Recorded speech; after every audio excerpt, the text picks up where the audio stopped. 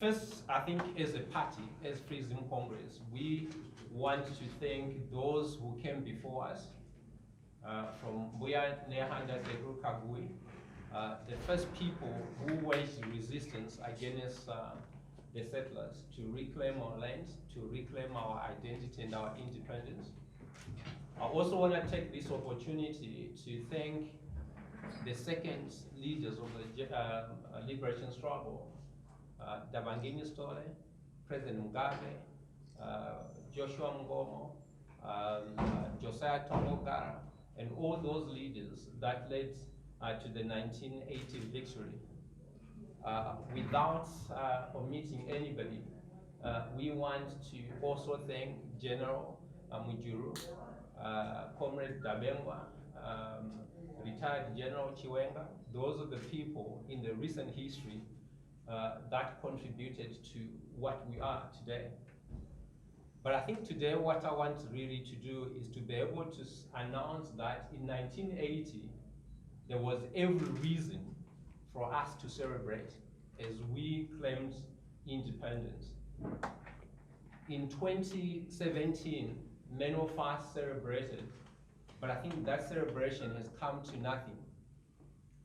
So we want to make sure that as we contest elections this year, the celebration of Zimbabweans after whoever is victorious in August is something worth to celebrate about. We are aware of the hardships. I think we face as a country. We've been stagnant for the past 20 years. We have the energy crisis that is supposed to be resolved so that we are able as a country to make sure that there's production, there's industries all at full capacity. We have a current crisis that is also 2 decades long, where we don't have money, and hence business people are finding it very difficult to be able to conduct business. I want to be able to say, in that spirit of thinking, those who have been in government for what they have done up to date, that I think their time has come to an end. They have done what they've done, but I don't think they've got the expertise to be able to find solutions to our perennial problems. We want to be able to make sure that the leaders we elect today are leaders that understands capital, how to allocate capital, leaders that have got economic models to be able to find permanent solutions to both our financial and social problems. So we want to announce that as FreeZim Congress in 2023, we're going to contest elections fully. And we want to thank them. We want to thank the current president, President Mnangagwa, that his term has come to an end in August. Wagonywe basa, Tawuya, because we have given them the benefit of the doubt and enough time to be able to prove that they are working for Zimbabweans. We've talked about empowerment, but all of you would agree with me that Zimbabweans today, despite the fact that we took the land, which I appreciate, empowerment is not going to Zimbabweans. Empowerment is going to the Chinese. Empowerment is going to foreign nations. The mines, we don't own them. Zimbabwe is not a net producer and exporter of batteries, yet we got all the minerals where we're able to create new industries. We believe they must be able to pass the baton if they mean well for Zimbabwe. And my message as well to the war veterans, those who were at the forefront of the second liberation struggle, or the collaborators, that you are not free until you are free to associate with whoever you want to associate with. We believe that your fight, your struggles, your efforts should not be in vain. But we must be able to come to a point where, as a nation, we celebrate together. We are approaching the twilight of our economic activity. But most of those who led us during the liberation struggle of the 70s and 60s have never tasted the fruits of the liberation struggle. I want to assure them and all Zimbabweans that myself, as a presidential candidate, and my team, we embrace all Zimbabweans, and we're going to ensure that at least we taste the fruits of independence. There are a few things we would want the government to consider for these elections, is to make sure that the voters' roll is clean and is accessible to all participants, to also ensure that there's freedom of campaigning. I would want to ask the president to make sure that the requirement that political parties must get permission 7 days before getting involved in any activity, that must be scrapped during the election period, because there's no point. Nomination court is on the 21st, elections are on the 23rd of August. So during that period, that window of campaigning, I think we must be able to be allowed to campaign in peace and freedom, because that's what we fought for. But I also urge all the supporters, the members, the security forces to exercise restraint, and parties to be able to obey and observe the law, because that's very important for us to have a credible and clean elections. The elections are the watershed elections in Zimbabwe. We can't be in a circle like we were in 2008. If you left Zimbabwe, come back today, you still have a problem with currency. You still have a problem with water.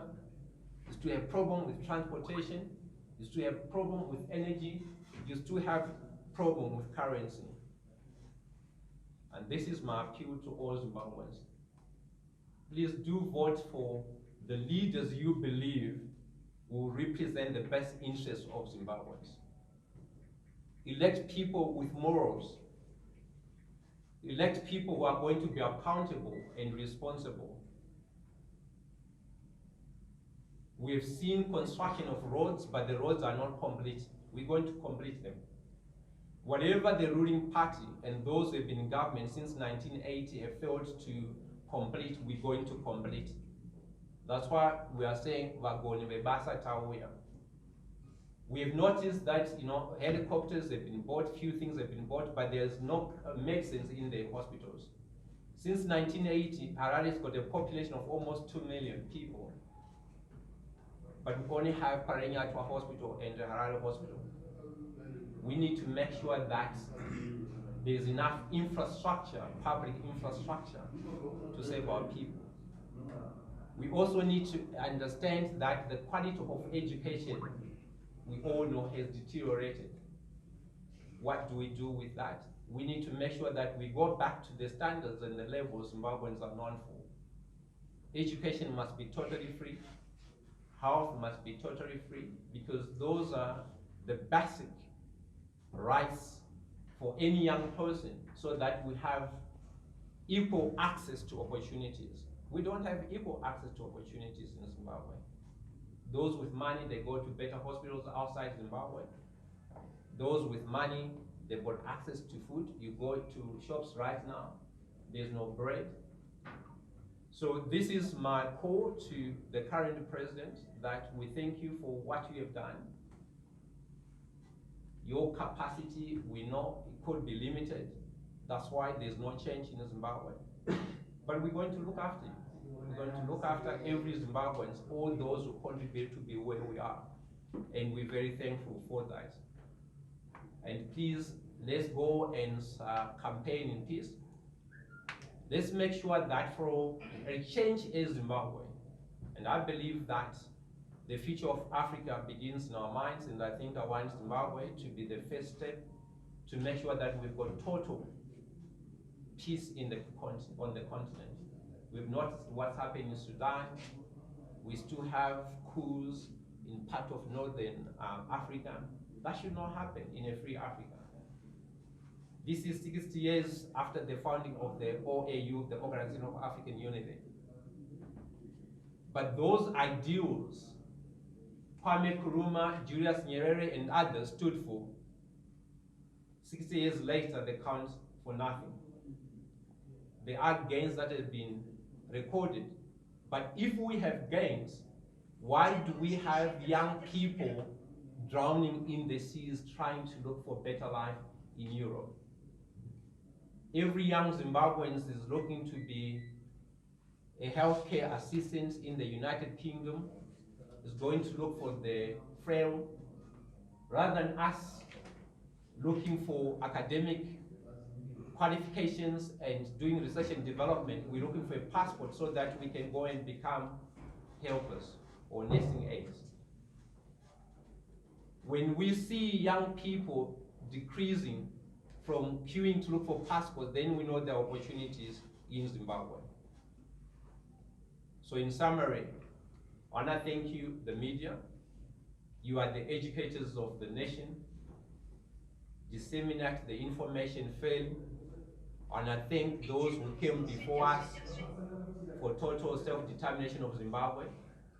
Robengula, Mzilikazi, Ambuya Nehanda Kagui, to the generation of the late President Mugabe, and to those current in government, that you have done what you could have done, but the fact is that you have failed. That's a fact, and there's nothing wrong in accepting that. Pass the baton to the next generation, just for the future of the next Zimbabweans, not just for your children. Just think of the future. The late President Mugabe said that 15 billion went missing. Nobody took care and was responsible to say who took that 15 billion. And today we have young Zimbabweans roaming and boasting outside the country. That's so what are you gonna do? Mchaite, I think we're a peaceful nation.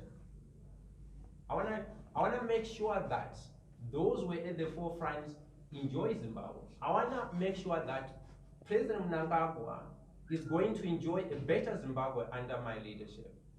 A fair, open, entrepreneurial state that gives opportunities to all Zimbabweans, regardless of their background, gender, or tribe.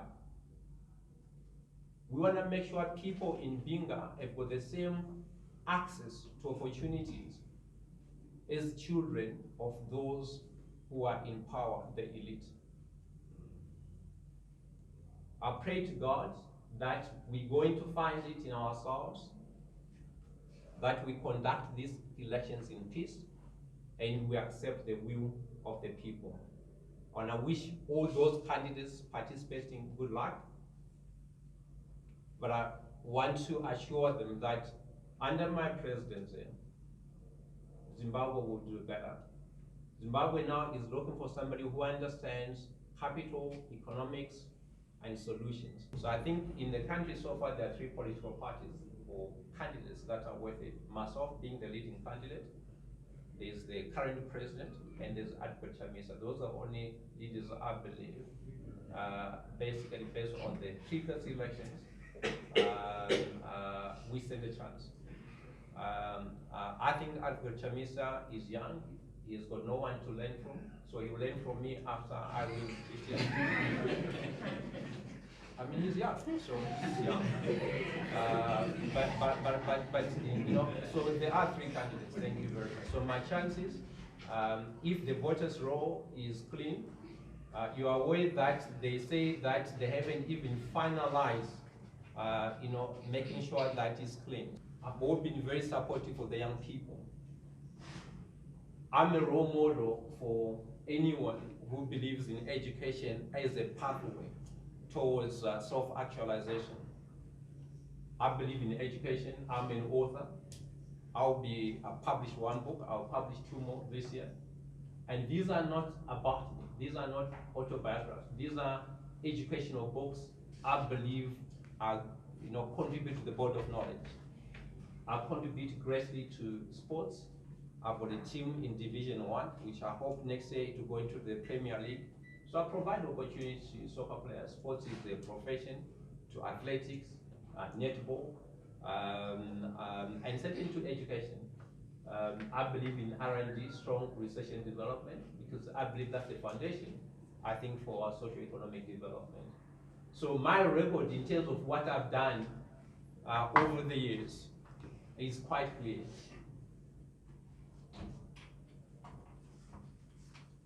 Another question?